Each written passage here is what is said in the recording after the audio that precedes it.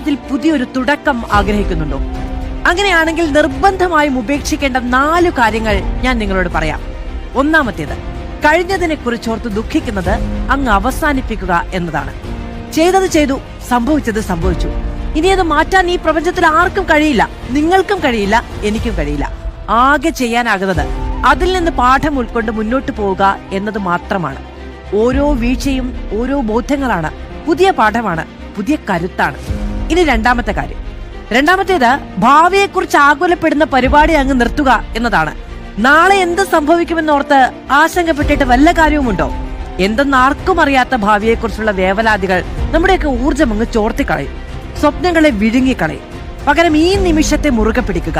മുന്നിൽ വരുന്നത് എന്തും നേരിടാൻ തീർച്ചയായും നിങ്ങൾക്കാകുമെന്നേ. ഇനി മൂന്നാമത്തെ കാര്യം, മൂന്നാമത്തേത്, നമ്മൾ അവസാനിപ്പിക്കേണ്ടത് നമ്മുടെ സന്തോഷത്തിനായി മറ്റുള്ളവരെ ആശ്രയിക്കുക എന്നതാണ്. നിങ്ങളുടെ സന്തോഷത്തിന്റെ താക്കോൽ നിങ്ങളുടെ കയ്യിലാണ്. ആ തിരിച്ചറിവ് ഉള്ളിലേക്ക് അങ്ങ് ഇറങ്ങട്ടെ. അപ്പോൾ ചുറ്റുമുള്ള ലോകം തന്നെ മാറുന്നത് നമുക്ക് ബോധ്യപ്പെടും. ഇനി അവസാനത്തേത്, നാലാമത്തെ കാര്യം, നമ്മുടെ കഴിവിനെ കുറച്ച് കാണുന്നത് അവസാനിപ്പിക്കുക എന്നതാണ്.